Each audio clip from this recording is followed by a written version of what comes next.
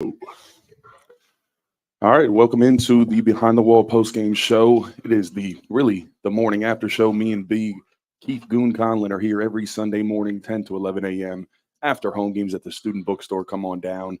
The Nittany Lion mascot will be here around 11 a.m., so bring the family through. Goon, we're here. Penn State played yesterday. Yes, they did, buddy. How do you come away playing a UCLA team that comes into this really not too impressive? Mm-hmm. And you start out, and it's a little bit slow. You end up winning 27-11. You know, they score a touchdown with a couple seconds left, get the 2-point conversion to make it look a little better. Mm-hmm. How are you coming away from this game? And let me just preface it by saying we're headed to USC next week, and they just took a bad loss to Minnesota at Minnesota late last night. A lot of bad losses out there last night. A lot of bad. We're going to have to get into that. Yes, sir. Our guys are probably. I mean, we talked about it on our show last week that it's pretty easy to look past UCLA and get ready to go out to USC and play at the Coliseum. So there's a little bit of that, and we also knew that going in, the atmosphere, like the Illinois game, was electric. You know, the whole atmosphere of the Illinois game was completely electric. 110,000 whiteout, people going crazy, night game, all this and all that. To, no offense to our student section, but it's just our fan base, and just everybody's fan base in general for a noon game. There's not exactly you're not too wound up and jacked up to get in there at 11:30, to make sure you're there by kickoff. So, late getting in there, all the jazz is not there for the players to get all pumped up, and it shows. There's no doubt. It definitely shows. I mean, as well as I do, it's tough to get up for those early games, and the crowd can get you into it, but if the crowd's not there, it's real easy to fall into a lull. And UCLA is, again, they're 85 scholarship guys too. They're a proud program, and that was a defining moment of their season right there. If they could have gotten a win there and got themselves back on track, but I expected a slow start. I think you did too. Yeah, exactly what we got. Yeah, that's kind of our motto for a little while now, and you start to get going, and especially Tom Allen's defense, which once again was going to go for a shutout in the second half. They kind of put in the backups on that last drive, and the UCLA got to matriculate their way down the field. Yeah, right. I was excited to use the SAT words. You woke up this morning, you looked up in the dictionary. Listen to use matriculate. I honestly, it came on the spot, but just such a wide vocabulary. But no, I mean, talk about getting up early. UCLA, dude, they flew in. They didn't get in until 4 p.m. on Friday. I know. So you get in at 4 p.m., you get to the hotel, and you don't even get to rest because then you got to go do dinner, walkthroughs, team meetings, all that stuff. I mean, UCLA had no rest, and then they got to go to bed. And when they wake up to their bodies, it's 3:30 in the morning. You wake up at 6:30, 6 a.m. for a 12 kick. I was doing all that math in my head earlier last week, saying, "Oh my God!" Yeah, I think their coach put them in a bad situation, making them. They'll learn. It's trial by error. Because there's some people who are like, you know what? Let's stay on West Coast time. But again, you just said it. They're getting up at 3:30 in the morning. Yeah. Well, I mean, Coach Franklin, he said that we will be leaving Thursday for USC to go out. And then we go out there and it doesn't fit. It doesn't work for us. There's a lull on our play. Then James may change that up next time. You know what I mean? He may go to the night thing, but I guess I got into this at the on my show Thursday with Jeff Ironhead Byers, and that was the equipment. Mm-hmm. It doesn't fly. Our equipment does not fly across the country because there's nothing, because it's an 18-wheeler full of helmets, shoulder pads, shoes, cleats, backup helmets, backup shoulders, all the team uniforms, all the stuff, the fans that they'll use on the sideline, they have to have those there, all the water. Think about that. So I got into some investigation, and I came out. I figured out. Got us a little answer. UCLA's truck took 37 straight hours to come across the country. I'm sure they had a little crew that were. Oh yeah, there's probably four guys in there. Yeah, when I talked to Spider, I mean, this was back in the day, but Spider told me, when we went out to Arizona and played in the Fiesta Bowl. But that's the Fiesta Bowl. And UCLA has a game this week. We have a game. We have to get the UCLA. We have a bye week after. You know what I mean? That's a bowl really week. Nice. In bowl week, they used to pack up the weight room too. What? They would bring the whole weight room out there. Oh no! Too. So I mean, now basically how you do it when you go to the bowl site is They have a high school find you go to the high school gym, or maybe they'll find some weights there that they kind of just bring out, but they don't bring all the weights because it is. You're right. It's a lot. You don't fly with all that equipment. No, They have to pack it in, and normally for a normal away game, you're always playing. Hello. Oh, hello. We're playing. Pizza. No, I know that. I figured that was your initial thought. That makes sense. You excited for some? There's some good football today.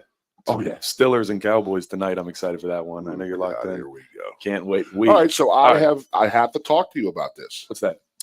So when I was playing,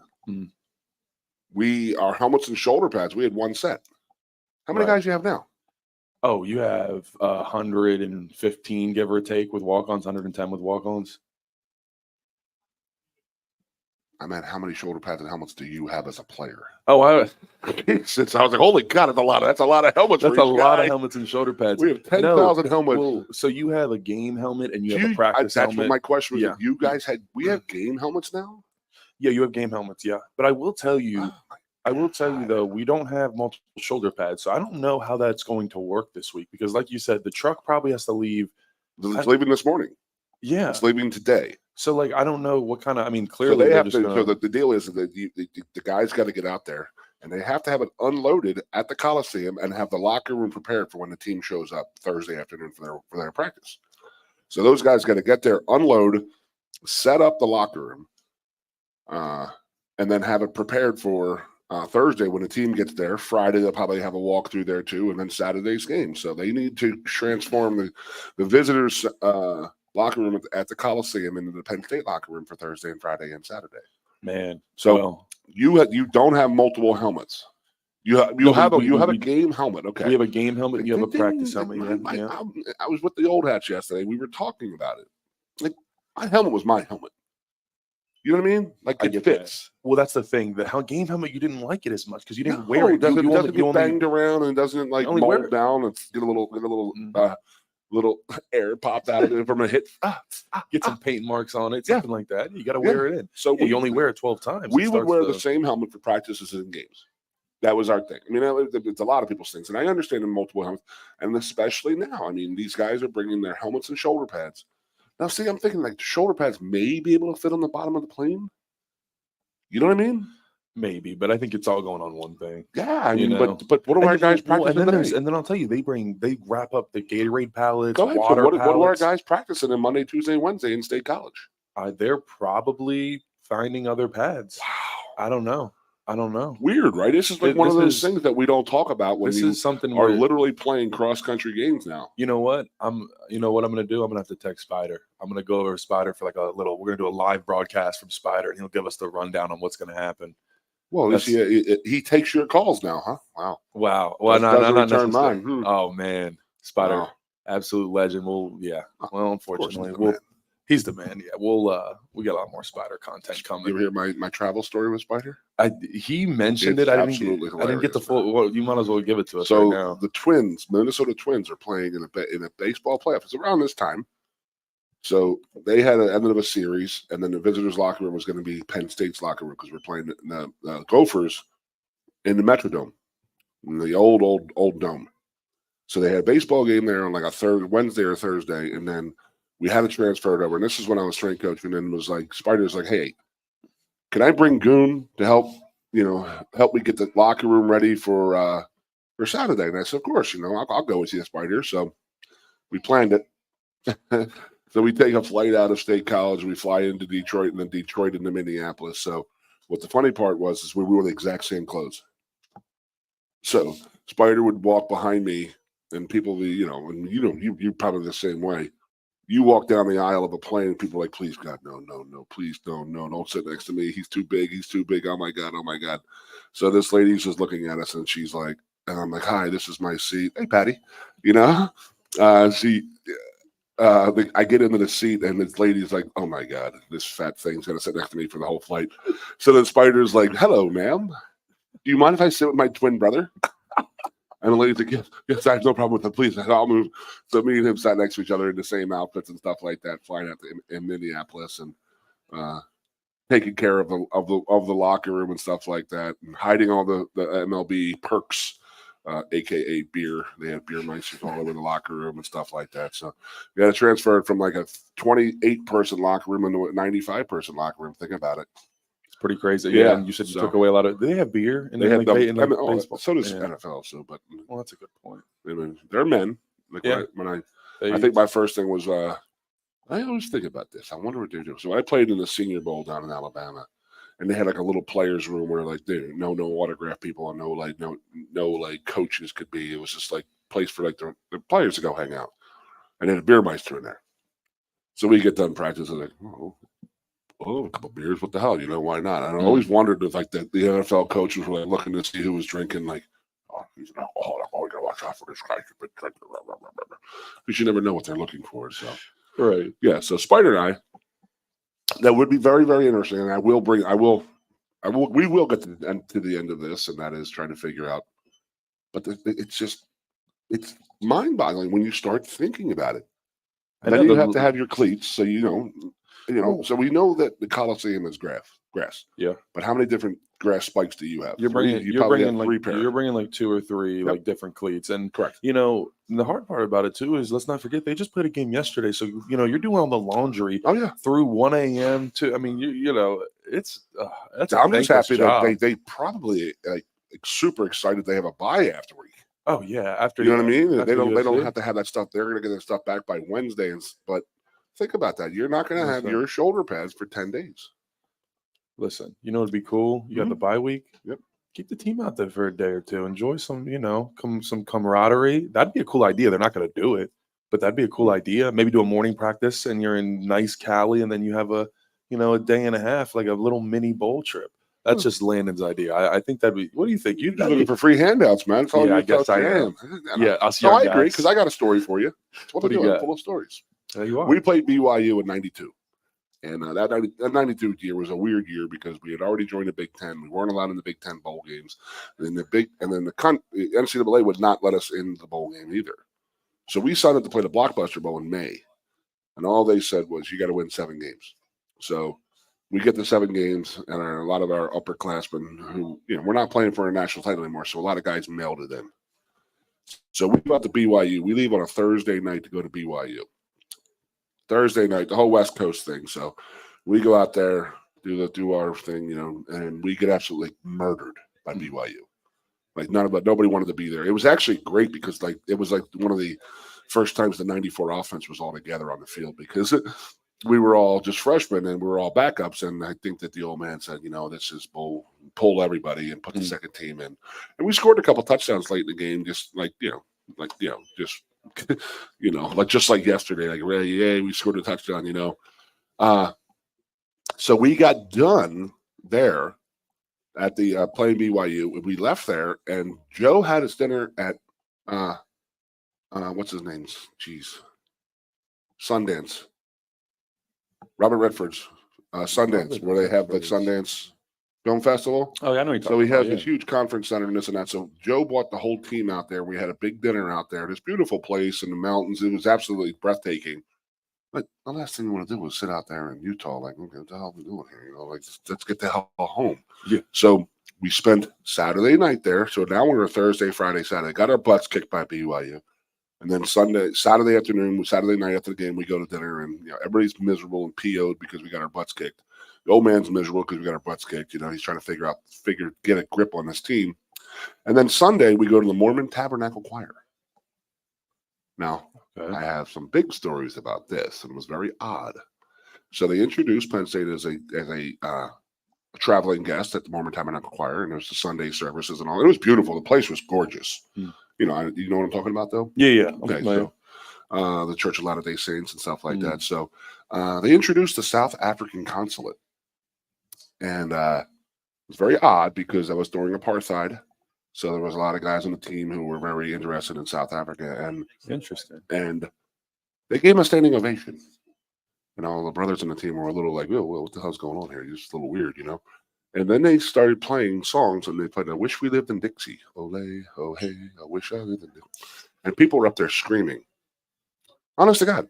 And as a white guy, I didn't realize and or understand it, but the brothers were a little upset. And I was like, they went to Joe, and looking at it now, I would have walked out with them. Now, But at the time, you didn't understand. You know what I mean? Yeah, what a story that yeah, it's is. crazy, man. Because then like the old man was very, very big on that, taking care of the guys and not putting them in situations where it was an awkward situation. A very, very awkward situation. He told us and he apologized to us on Monday and said, I will never put you guys in that predicament again. I'm sorry it happened and this and that. I wish we had played BYU after that because we would have beat the living tar out of them then. We were furious. You know, all the guys were just mad. But it was just very weird. I mean, it was just a whole different world. And it was like Joe was just trying to do like, hey, you guys should see this out of from a different perspective. And you guys will never do this in your life. So let's do this now. Like you just said. Yeah. And it would be pretty cool if they had a day off in LA. I mean, I don't know. Yeah, there's enough stuff to do in LA. They could probably figure something out and then come back Monday. But they got to worry about school and all that stuff. So that's a good point. I forgot about that. Oh, the school thing? Yeah, the school thing. That's always the backup plan, I found that out quick. No, but the old man he was furious about that whole Mormon Tabernacle choir thing. He was not happy about it, and the more we learn about it, I was like, damn, that's pretty aggressive on their part to do something like that. I'd say so too. You know what I mean? It was weird. It was very weird. It was a weird situation. And so some of the guys that we had talked to, my friend Justin Williams, who's in charge of the Letterman's Club, and you know him. He was telling us that, after that, Joe would meet with a lot of the guys on Sunday mornings and talk about what can we do better, how can we do this better, how can we get this and all that. And I never knew that. And none of us ever knew that. And he just, on the slide, Joe would meet some guys and talk to them and, hey, what can we do better? And and it was a cool thing looking back on it now because it was like we called them brother, but they were our brothers, Oh yeah. And if they were upset, then we had to be upset. Damn right. That's the coolest thing about football is there is no other. It doesn't football matter. Locker room and military. It does not matter who, where, what, and whatever. Room, it doesn't matter what you are. Nope. So just don't get up and sing "Wish We Lived in Dixie." No, clearly not. That's so one of those things that's just like, hey, let's talk about the music selection today. Like, let's not play that one, guys. I don't know. It might be a little aggressive. Well, Goon, real quick, I want to get into before we talk some more about this Penn State UCLA game. Let's talk about around college football. There was absolute mayhem. I mean, because you look at the slate Saturday morning, and it was like, oh, this is awful. We got nothing good going on, and really UCLA, Penn State. I mean, it was a snooze fest. I'm going to be honest. Like Iowa, Ohio State. There wasn't a lot going on. Phillies got smacked. But then, bad day, you look at the TV, you get home, and Vanderbilt is up 14-0 in Alabama. And it's like, okay, hold on. What's going on here? And then they finish off the game and put 40 on the number one team in the nation. And that's a pretty huge upset there. And then number 4, Tennessee, just kind of, it's like 14-7. They lost. Sleepwalked. They lost to Arkansas at Arkansas. 19-14. 19-14. Really? Yeah, it was 14-7 for a while. And then Arkansas scored a couple, It just you could just see Arkansas hanging in, and I was like literally hanging in there, like watching television, like half sleeping and stuff like that. That's that 5:30 wake up call on Saturday. It's rough. I was in the lot at 7. Oh yeah, yesterday. I do normally ask you before. Do they open the lots at 7 for noon games? The lots open at 7. Okay, still dark. I made sure to stop by. I don't have a lot of time, You had a rucksack on. I mean, you had 85 pounds of backpack on. And I was like, is he all right? Is his back going to hold up here? I mean, a little bit of moonshine. I'm on my way. Good little core work for you yesterday. It was. How about that moonshine? Oh, that moonshine is really good. Boy, J-Bo's watching, so you thank J-Bo. J-Bo comes with the best stuff I've ever had. Black cherry yesterday and a butter pecan. And we all have diabetes today. And we're all our arteries are recovering at the moment. And then number 9 Missouri just gets smashed by Texas A&M. That was a noon game. That was because when you're busy and around and you're kind of watching other stuff, and then you turn on these other games, it's like, what the hell is happening there? What is going on? That's the one team that really jumps out at you. Like how is Missouri a top 10 team? And then you're like, then you watch them a little bit, and you're like, yeah, they're pretty good, but they're beatable. They're really like explosive and really, they have some. I think they have one of the best wide receivers in college football. Luther Burden is his name, and he's really good. So they got some big time playmakers. But then I enjoy. The whole night I was flipping back and forth between Michigan and Washington, and then UCLA and Minnesota, because it was just like it was just good the entire time. So Michigan 4. The top 10 losses. So number 1, number 4, number 9, number 10, number 11, and number 22. Louisville lost to an unranked team. So Louisville lost to who? Louisville lost to SMU. Oh. Well, SMU. Ooh. Yeah. I thought Georgia Tech beat them. No, Georgia Tech's Georgia Tech's after been on a watching good that Florida State game when Georgia Tech played. Yeah. I sort of have a little man crush on Georgia Tech watching them. After watching them, it's just fun. that offensive line and the offensive line coach is the O-line is the head coach. Oh, he's fantastic. Yeah, he's just there after murdering people. So it's awesome to watch. It's a gritty team. So yeah, a lot of stuff going on. At the end of the day, that's why I say all this to bring this up. And I will tell you, Coach Franklin, in the team meeting today, I guarantee you, before Venga Ioane killing a man goes on the screen, that's probably the second thing that'll be showed.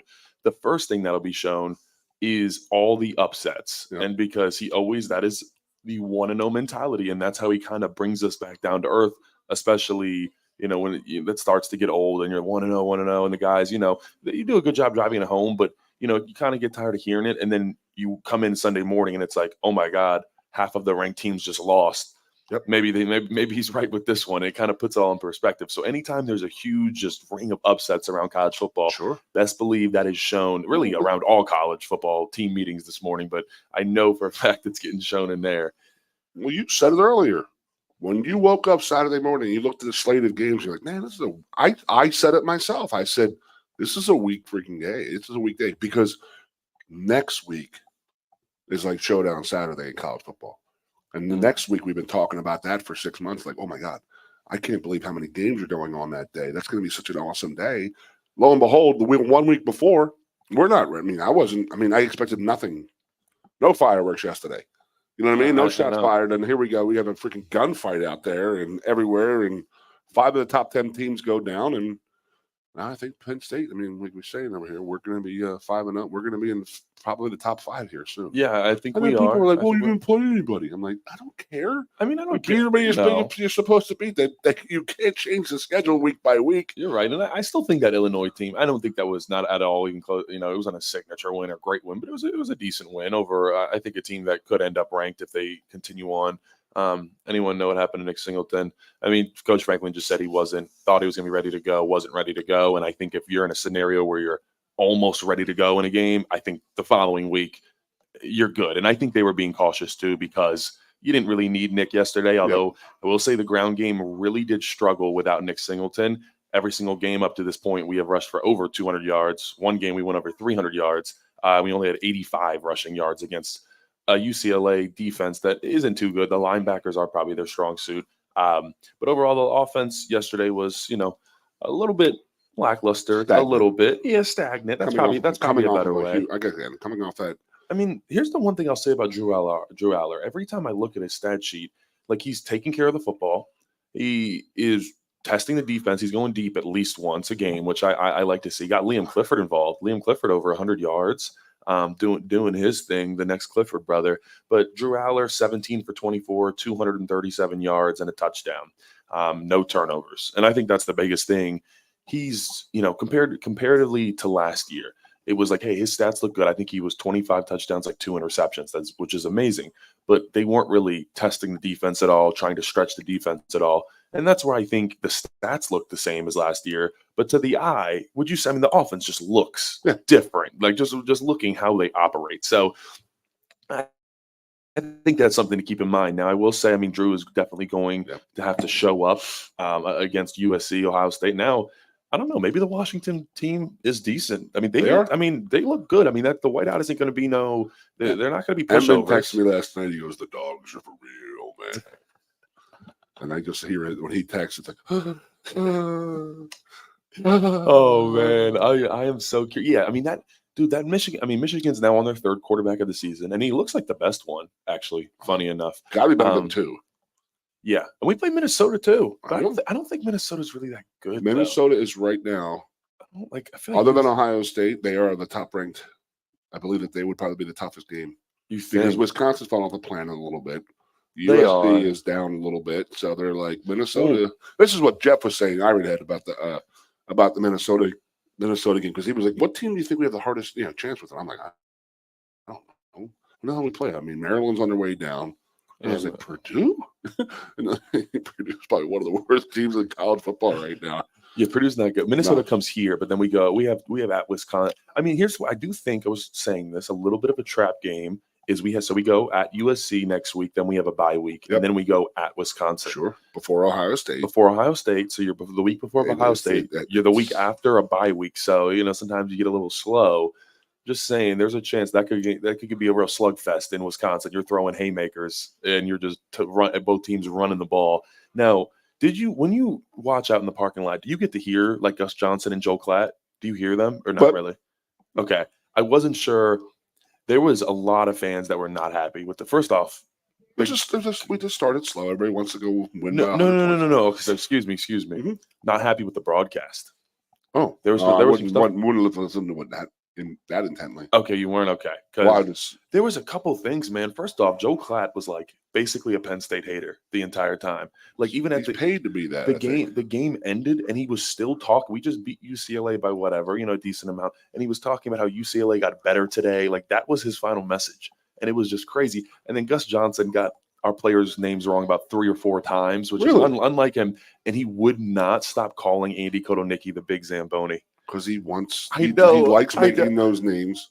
He loves remember and when we won the Big Ten, he goes, "Oh, welcome back to Camelot." And I was like, "What the hell are you talking about, guys?" Well, sometimes he tries to force it. Absolutely, and that's the thing. He's trying to build brands and stuff like that. I respect it, but it was just like every 5 seconds. The Zamboni family would be very upset about that. The Kotelnicki takes their name. That's a fair point. Yeah. I mean, I don't want to hear Maserati Marv ever again, though. You remember that one? Thank God we're not hearing that. We're about to hear something Jeremiah Smith.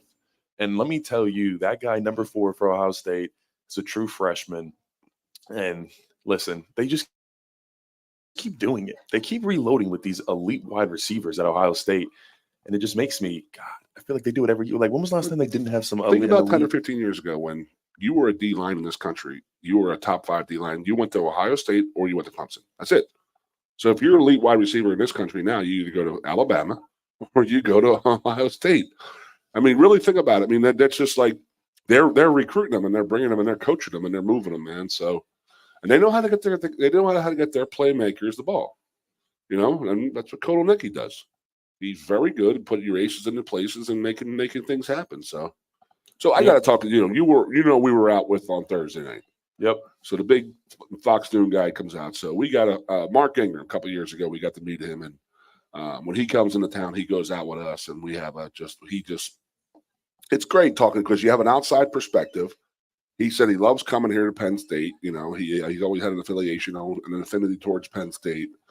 He grew up in Flint, Michigan. He grew up in New Jersey. He lives in Florida now. So he's well cultured. So he's been all around the country, and his father was an NFL guy. His father was in prison, all that stuff. So he has great background. So he loves Penn State, loves us. We take care. We always have a good time when we go out. So he comes in and he was like, "Bro," he's like, "What is going on with your O-line?" He's like, "Dude, they're mean." He's like, "They were out there like trying to just like bend people, like bow them, get them under the ground." And I was like, "Dude, do you know who the center is?" And he goes, "Yeah, I think." He goes, "Dawkins." I said, "Who's his dad?" He goes, "No." I said, "Dude, that's Chocolate Thunder from Planet Lovetron's son." And he goes, "You're kidding me." I said, "No, man." I said, I think he should be getting in touch with Nick. In my opinion, because he's the leader of that group out there. There's no doubt about that. But they've been playing great. They were off yesterday, but I go back to what we say all the time. UCLA came in there and said, "You know what? They're not running for 300 yards on us. We're not going to let it happen." They put 8 men in there, and what's that do? Can't run it. You can't run the ball, but you can sure as heck throw the ball. And what did we do yesterday? We threw the ball rather well. Yep. Thank God, because you have that. And that's like that's the pick your poison stuff. You want to get slaughtered by Kerry Collins or Kijana Carter? You want to get slaughtered by Penn State's run game or Drew Aller? How do you want it? Because that's just the beauty of having a well-balanced offense and an offensive coordinator like Kotelnicki. Is you can sit there and say UCLA's going to come out, and UCLA said, "You're not going to run the ball on us. You're not going to do it. You're not going to treat us like you treated Illinois last week." And that was their decision. Put all the pressure on their cornerbacks and then their safeties to defend our wide receivers and tight end, and look what happens. That's just when those guys flourish. So, we'll see this week with USC. If USC tries to man up, go man up, mano, and then I think that we can run the ball on them. I think we can too, and I think that's something you do want to rely on cross-country trip away against a good team rely on that run game. And talking about the run game, Mark Ingram said that our offensive line was mean. We got to talk about the Venga Ioane hit. So Andy Kotelnicki, and he's done this now in 4 out of the 5 games. He's put a 300-pound man in the slot wide receiver position, motioned him down to crack down on a defensive end. Well, this time Venga Ioane lines up poor 98 on UCLA and absolutely obliterates him, and then finishes him off too. Like, didn't let him get up. It was demoralizing, and then did a celebration as well. I mean, I don't even know what to say. That is, if you like offensive line play, you were absolutely loving that. He didn't do what our guy did to the Maryland guy a couple of years ago. No, Rashid, the 2 pumps. I never understood that one. That went viral for a while there. I gotta say, it was a little weird. Yeah, just a little bit, No, but like Ingram's saying, our rushing game, he goes, first of all, you guys are huge, and that's just the thing. That this is as big as an offense. This is the biggest offensive line Penn State's ever had, by far. Yeah. I mean, by far, and they're not fat. No, these guys are. Nick Dawkins is 320 pounds. He does not look fat. None of these guys do. They look lean. Like Shelton does not look like he's that big. You get next to Shelton, and you're like, you realize how big these guys are. Dude, this is coming from big guys ourselves. Dude, Donka might be the biggest one, the right tackle. Oh my gosh, he has really put on some really good weight recently. And then we were talking about the second half defense. I know, like I said, fourth quarter they scored the touchdown. Yep. It was the second team that was in. UCLA had -8 yards in the third quarter against our defense. And it was like, I got LeVar came in and he was like, listen, those adjustments they're making on the sideline, he's like, I can see it happening. Like, Tom Allen is different in his ability to see something and adjust to it. And now it's even more amplified because you are able to have the sideline technology and have those tablets. Can you imagine what would you guys have done if you had the tablets on the sideline where you can see the play, as it happens, essentially? It's like a 10-second delay and you got it on the – would you like that? We used to have the whiteboard on the sideline. And our coach would put he'd have it out. He'd have a GA, write down the play, and then he would have parentheses if there was a blitz, or not parentheses if who screwed up. So we would go through each play. But now, instead of saying, okay, 43 slice or 641 screen short or 40 pitch, that's the 12 plays you played on that drive. Go through each play. But now you're just sitting there and saying, okay, 40 pitch. Okay, this is what we saw. And this is what you should have done. This is where you screwed up, and you can make those on-field adjustments right then and there. And it's good for the coach too, because the coach can see it. So, you change the shade of a defensive tackle or a defensive end. It could change the blocking scheme up a little bit, So having that ability to change those things in game and saying, hey, look, see, when he's inside like this, I'm telling you, he's going to pinch, and the offensive lineman go, okay, all right. Then the next goes on the field and he sees it. And he can defend himself against it. So, yeah, that's a good point. What I do want to talk about is our field goal kicker, Ryan Barker. We put in the young walk-on. Why do you do this to me? You love the kickers and the punters. Why do you do this to me? I think they're your favorite people on the field, man. You had the shield back in college for the punter, right? The what? The shield. So the shield are the 3 guys when you punt the ball. No. You know how you have the guys up front and then there's 3 guys. Yeah, we didn't do that. I know what you're talking about. You didn't do that back then. So that was like Nick Dawkins' thing. That was like his baby. That was Doc's thing for a while. Yeah, he was the leader of it for a couple years. I still always wanted him to snap on the ball and we did it once with PJ Mustafer. Really? Yeah, direct snap to PJ Mustafer. They came up and put it right in his big belly, and then I don't know if it worked. We ran it a couple times. I think he fumbled it in practice, and then Franklin was like, "Cut it." No way. Yeah, you do that in practice. It's over. Yeah, you're not seeing the Rock again. Yeah, I always want to tackle eligible. Always. I dreamed about that for a while there. I will tell you my one story about direct snap from the long snapper is, so we have the shield, and you have about 3 groups. You got 3, you got 1s, 2s, and 3s, and it's 9 guys. And I was always like the second guy I was the PP, the personal protector, that's right in front of the punter. And so, Doc does his thing. We're working on fakes, and they direct snapping. And I get in there with the second string snapper, and I'm ready. And he just fires it back. I haven't caught a football, and I don't know how long, Goon. My shoulders barely work. I dropped it. I dropped the direct snap. That was a fake punt. Well, there you go.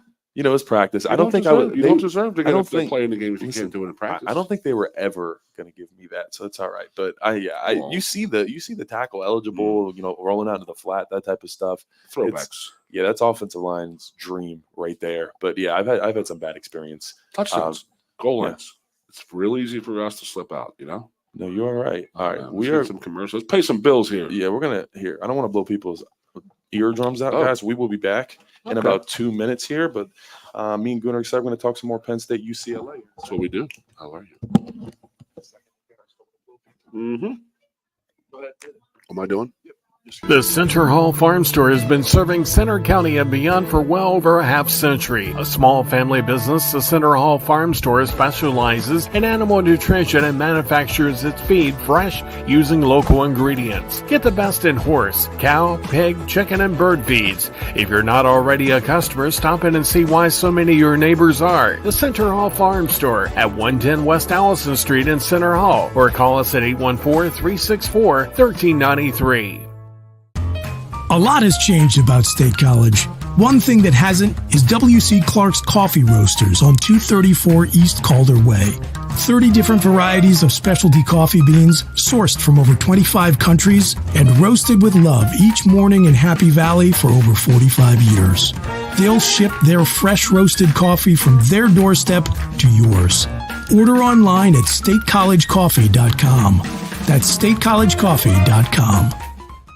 Two of the top names in local printing have combined to serve you better. King Printing of State College has merged with theprinters.com, forming one of the 400 largest printers in America. Combining traditional offset printing and digital workflow techniques, theprinters.com can print, assemble, package, and ship to anywhere in the world, all with the same high quality customers have known and trusted for over 50 years. Buy local and save. Get started today at theprinters.com.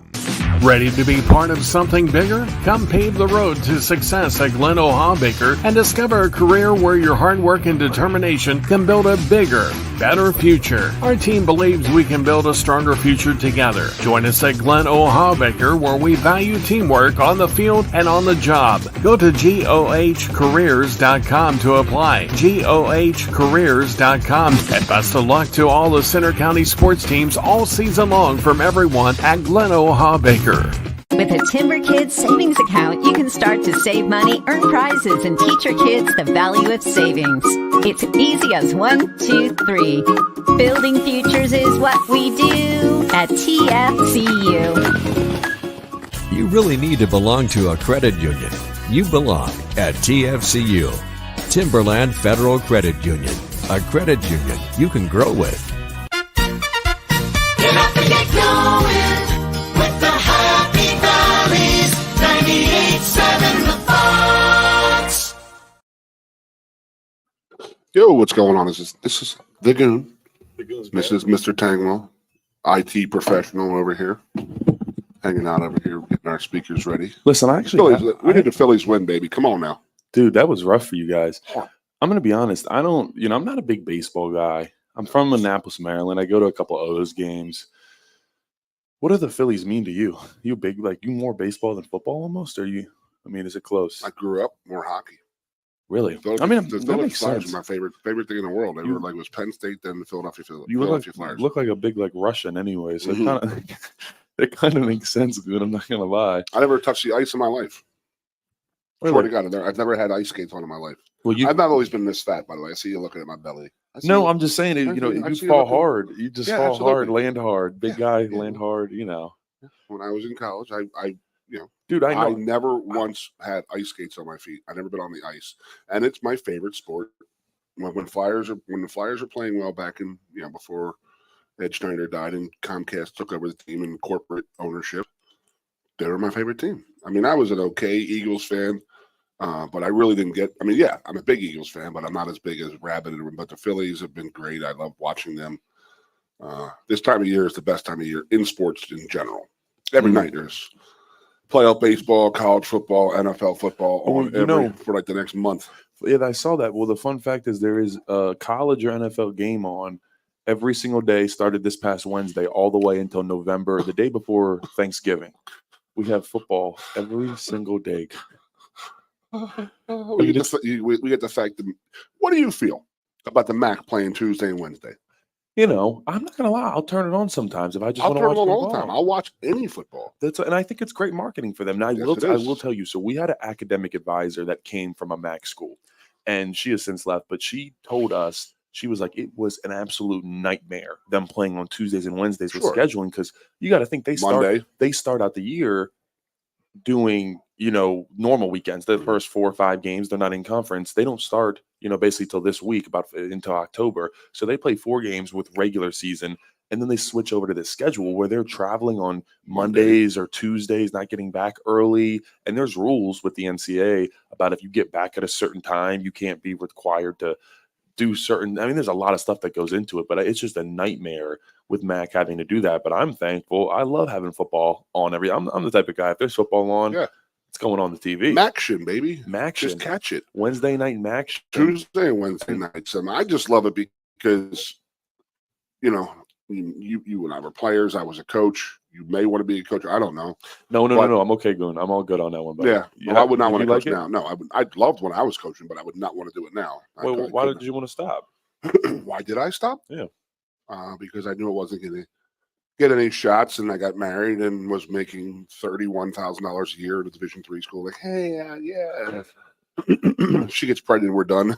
Yeah. So I had to join the real world, and you know, and this is why I got on the radio, to keep my, you know, to still talk about football and this and that, and do what we do, and have, you know, still have those relationships and all that stuff. So, but as a MAC player, if I was a MAC coach, you sell the point that, hey, man, you're the only show in town on Tuesday and Wednesday night. You will, and I know it sucks. It's Tuesday and Thursday night, Tuesday and Wednesday night. I'm sorry, as you're playing it in the MAC league and all that.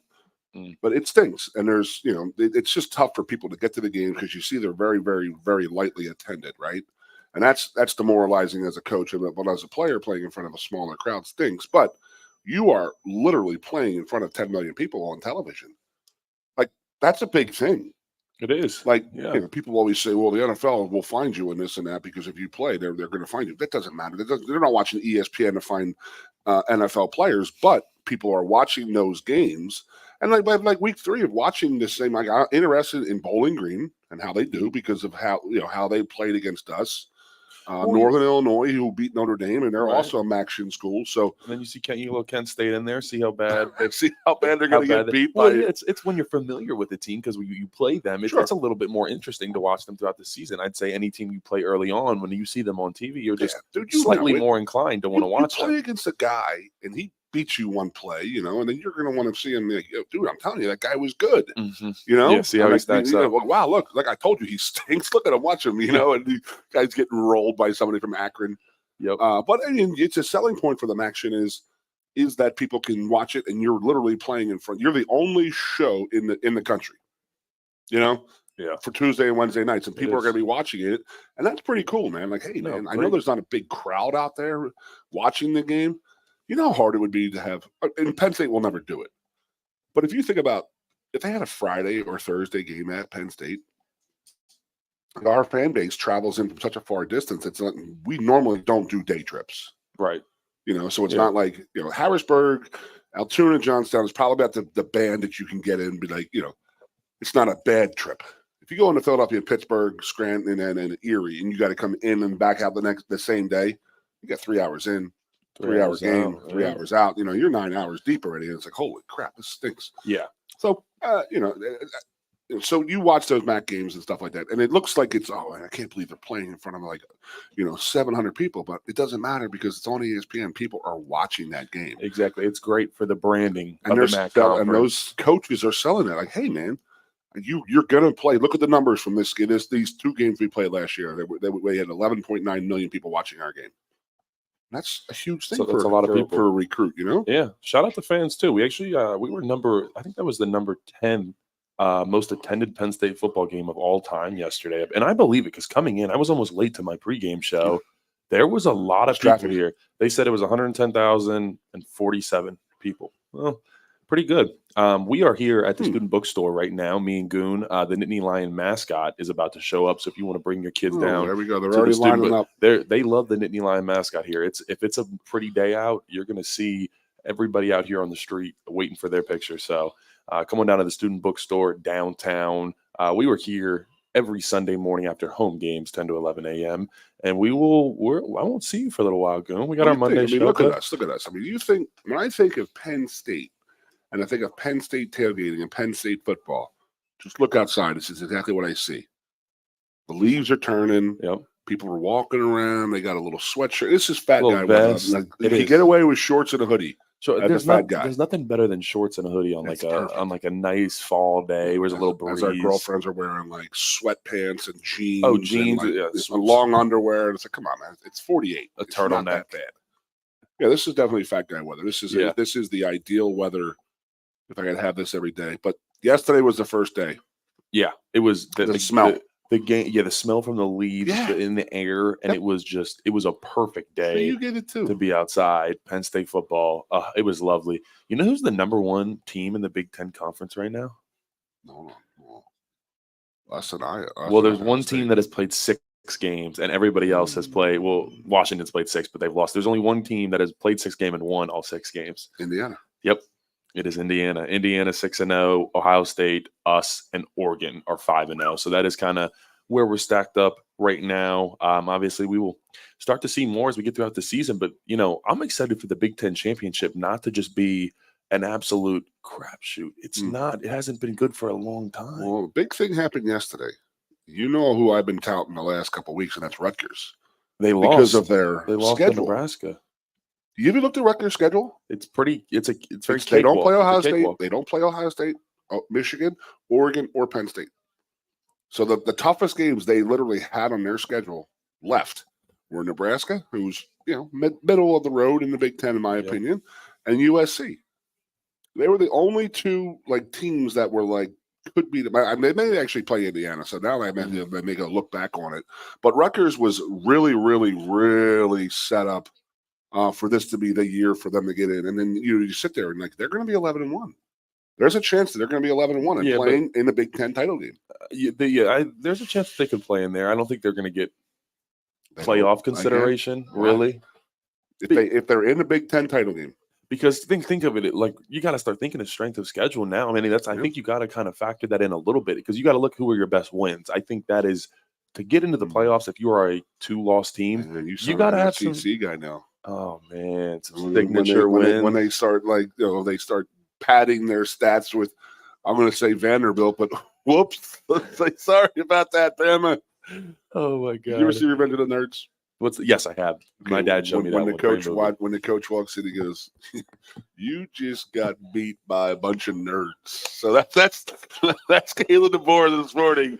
That post game, dude. What do you think? You just got beat by Vanderbilt. What do you think Nick Saban was doing? He probably had a cigar last night. Nick Saban just solidified his legacy. Just I told you guys. I know. You know what's funny is Saban on the Pat McAfee show about 3 weeks ago. He said it's hard to play everywhere in the SEC except Vanderbilt. That's the easiest win. And then this happens, and he can't. He can still. I don't think he ever lost to Vanderbilt. I doubt it. And no.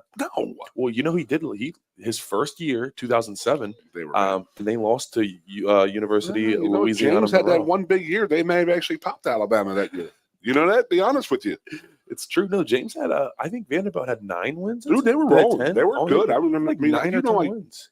I played against James in high school. Oh, really? Yeah. Did not know that. Yeah, he's a year older than me. He played in the Chamonix down outside of Philadelphia. We scrimmaged him every year. So, I was one of those things that he was coaching. I was like, that's James. I remember. He was a quarterback? Yeah. At the time? Very good. Very good. Good quarterback. Okay. He tells us he tells us about his East Stroudsburg days. That's kind of the threat. It's like if you're doing bad, it's like, I'm going to ship you off to East Stroudsburg. That's the favorite line. That's the favorite line. I love it. Oh man, I can transfer anywhere I want. I'm not going to East Stroudsburg. Never. I would never. You know what? Is surprising. I'm just looking at the stat sheet from yesterday. Number 1, Zakee Wheatley is at the top. He had 7 tackles. He had a TFL. He had that what really could have been a forced fumble. They almost called it targeting, and then they overturned it. That would have been a nightmare because the refs have been kind of. I will say we got away with a couple calls yesterday. We had a couple tugs, which is okay because the refs did us absolutely dirty last week against Illinois. So I'm okay with it. You're a player. I'm a player. It's just like baseball. When the home plate umpire Okay, you know right off the get how he's going to call the game. So as a defensive back, you know you're going to get a little hand play and a little tugging, and the ref says, hey, watch that. You know, keep it up. I'm going to throw a flag on you. You know, some refs throw it instantly. You know, I mean, when you're playing on the offensive line, you get a little holding here and there. I mean, allegedly. Yeah. And then, you know, the ref will be like, hey, get those hands inside, you know, this and that. So then it's like a baseball umpire, but like in the seventh inning, he decides to change his whole umpiring scheme. And you're like, oh, dude. Like you watched the last couple of Super Bowls, I mean, i.e. when the Eagles lost to the Chiefs, and they called that late hold in the game. It was just like, you weren't calling that all game. And then a couple of years before that, the Bengals were playing against the Rams. And the referees decided in the last 4 minutes of that game they were going to call the tightest game in the history of games. And it was like, you let them play all game. Yep. And then you decided late in the game that you were going to start calling everything. So it's like, you can't do that. So I think the referees went out there yesterday. And then, you know, a player, and you know what you can get a hold with it. If that umpire is very, very strict on how he calls holds, you know you're not going to do it.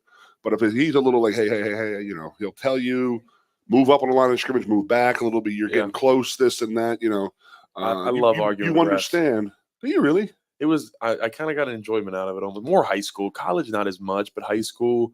There was a lot of, because you know in high school you're just killing dudes. You're like pancaking them 10 yards downfield because it's high school, and the refs start to get a little testy because like they know you're like bigger, and just like that's how it is in high school. Sometimes you're just and they're reverting back to their high school days when they were getting beat up by guys on our side, and that's why they became refs. They wanted to punish us.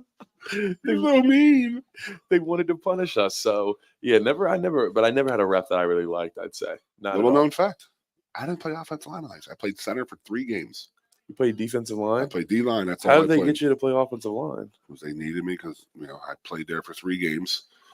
And I was like, yeah. And then I go to Penn State, and they're like, I'm like, hey, I want to play D-line here. And they're like, oh, yeah, you're coming here as a D-lineman. I told you this or no?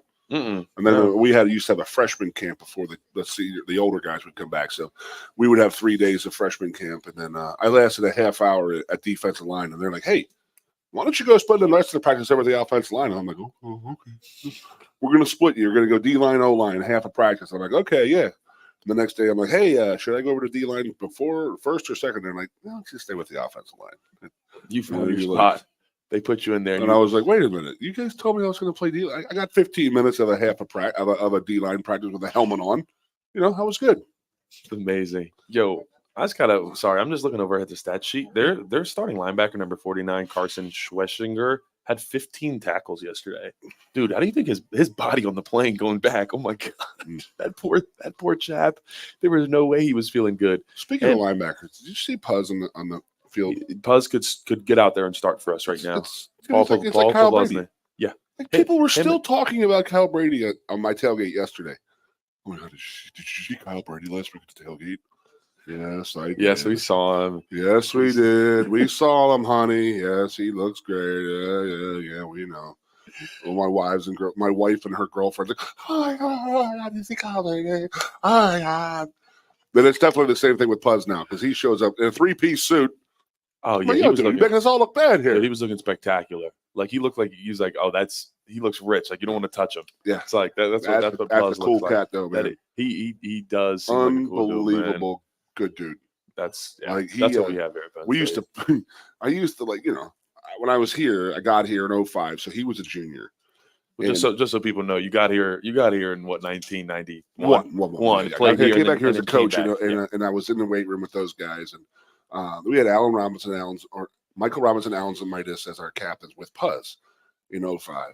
And Puz didn't have to be a leader then because those two just ran they were the great leaders. They were the PJ Mustafa type of like guys who controlled the locker room and stuff like that. So, but Puz was a lead by example guy. He was just an unbelievable person and a player. Like he really, honest to God, loved being a Penn State linebacker and loved being at Penn State, and he loved football. You know, so like I had him back here a couple times playing in some different golf tournaments, and he was with the Bills or the Jacksonville Jaguars, and he would be like embarrassed. Like we'd go to a bar afterwards, and there's like 30 guys there, and like 28 of them were sloshed because we just played 18 holes and had 38 beers, and he's sitting there drinking. He's drinking his like protein shakes, and he's like, "Don't break my bowl." I'm like, "Yeah, I got you, dude. I'm not gonna. You look great. You're doing just fine. I mean, I'm not." I'm sitting here. I'm at a golf tournament, and you're in the NFL. Who's winning this one, Puz? Yeah. He was like, "Don't make fun of me." I'm like, "It's okay," but that's how he was so disciplined. That's when those guys separate themselves. When they, Yeah. every little thing is Hardest about workers. exactly, and it also, and every little thing I do adds up to whatever my success. Like when you have that Everything mindset, you do leads to you being the best you could possibly be. yes, So I always tell the story. The hardest worker on my team was Jeff Hardings. Jeff Hardings was also the two-time All-American on my football team, and he used to grade himself. Like our O-line coach would have him at like 89, 98% or whatever, and he would be grading himself. Jeff would be like, 73, dude. yes. And he'd be like, "What?" But I watched the game. You killed that guy all game. He's like, "Man, but my left hand just could not get inside on him a lot." I had to, but he was the hardest worker, hardest on himself. And look what happened to him. He's a first-round pick. Played the NFL for 14 years. And the other guy is O.J. McDuffie. And there's a guy who had every tool known to man, and he could have just coasted into the NFL and gotten into the NFL and done this. But no, he was literally the hardest worker on our team. And he ran every route with a reason. There was a reason, a rhyme and reason for everything he did, and it was amazing. And it's funny that Puz is the same way. He would lead by example. He didn't have to be the rah-rah guy because he wasn't. I was the same. I was never a rah-rah guy. That's not my thing. I'm usually in the background laughing. But and some guys get way too intense and emotional for games. But Puz is just like he's the epitome of what I think Penn State is. Yeah, and speaking of that era, and the reason why Puz was out there is because he's being inducted into the College Football Hall of Fame this year. That is really cool stuff, and deservedly so for him. And we need to make a push for our boys here. Yeah, we got KC in there. That's it. Really, that's it. That's it. Kerry Collins. Kerry Collins. No Kijana Carter. No Jeff Hardings. No Bobby Ingram. No Kyle Brady. No Kenny Jackson. They should all be in there. Yeah, Kenny should have been an All-American. Yeah, but it's all about the nomination thing. I think Kenny might be past the nomination era. Oh, probably. I mean, they had Blair Thomas and Steve Wisniewski in there, and it's like Wiz should be in the Hall of Fame, but he's not. Yeah, that's crazy. It's all, how some schools like really, really thrive and they push this and push that. Yeah, it's all which schools. Yeah, I'm sure Alabama and those other, but I digress. I do want to ask, I just saw this video the other day. Were you on the sideline for the Michael Robinson truck stick against Minnesota? It wasn't the hardest hit I ever saw. What was the hardest hit you ever saw? Oh, you don't want to talk about it. Who was it in a game? Oh. Well, Michael Robinson. Well, my buddy Johnny Butler, who ended up coaching at Penn State, he's with Nebraska right now. So, Johnny and I grew up kindergarten through high school, everything. We were best friends and all that. So, he was the Minnesota defensive backs coach at that point. And he tells me, he goes, that kid never played football again. The kid Michael hit. Yeah, he busted his neck. He had him in a halo and stuff. He was an NFL. He was earmarked. Well, and so what I found out too is that week that guy was talking trash, saying that Michael Robinson better run, something's going to happen, and then hit him so hard he never played again. And then funny enough, I also heard this story. So shout out my man Booch. He said that, they was all being played on the Jumbotron the rest of the year. And once Michael found out that, what had happened, he was like, I don't want you guys to play that, so very good dude. Someone who's killing it with NBC. He's all over NBC, Sunday Night Football. The first day I met Michael, I was like, this dude's got it. Yeah. He was just so well spoken. Knew what he wanted to do, and he used what he had as God's gift to be a football player. He used that to catapult to him because he knew where he wanted to go. Yeah. I'm 51. I still don't know what I want to do when I grow up. Drink beer, watch NFL football.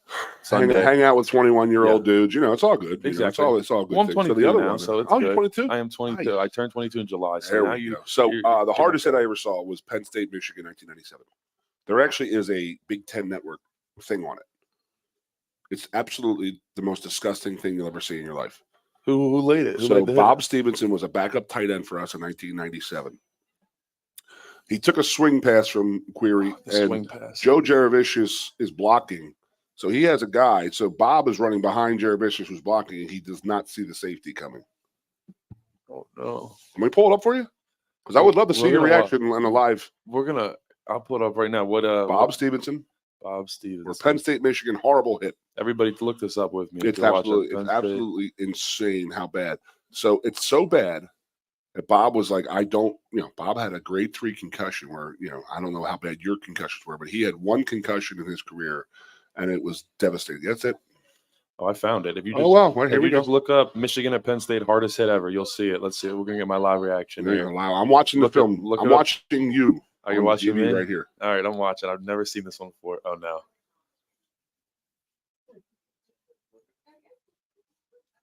Oh my God. Mm-hmm.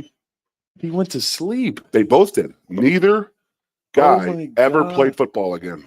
Seriously. They never put a helmet. Either guy put a helmet on ever again. Wow. Well, So JT, Okay. our strength coach, is right there, and he's looking down. And he said Bob's eyes were in the back of his head. He goes, I thought he was dead. oh my And then the God. Michigan guy was just laying there unconscious. And he goes, I think I was out for like 4 or 5 minutes. And I'm like, yeah, you're out for 4 seconds. But he goes, that's like how much he doesn't remember. Is that the most savage hit you ever Yeah, seen? that is easily. I'm sure if we had more angles, it would look It's even. so you, bad, you don't dude. want more angles. So yeah. I saw Bob, and Bob's a high school coach out of Western PA now, and the other guy, I don't know what the other guy's name is, but neither guy ever played. They never put a helmet on again in their lives because they both had. I believe the Michigan guy got a huge bad neck injury out of that, which was what the guy from Minnesota from Michael Robinson's hit took. So Gotcha. Interesting. Well, we have pretty much ran over here. I will say Rutgers is not. Saban did call Rutgers a problem for the Big Ten. Clearly, they are not. Urban Meyer said that he basically thinks we're kind of fraudulent. He said that. So, I'm paraphrasing, but that's basically what he said about us. So we will see. We will see you guys in a couple weeks, but we're headed to November 3rd. November 3rd. Yeah, but we are headed to USC. It should be a fun weekend, and I think Penn State's first real big test. So me and Big Goon are signing off from the student bookstore downtown. Come on down. Everybody is lined up to meet the Nittany Lion mascot down here. I mean, the line is long. I mean, he's the most famous guy. You tell me him and Drew Aller line up. No. I got one better. Who's that? Spider. Oh, Spider would get more people. Yep. That's what Spider does. That's true. Spider is the man of the people. Well, I appreciate everybody tuning in. Thank you so much, Student Bookstore Downtown. We will be back November 3rd. Woo!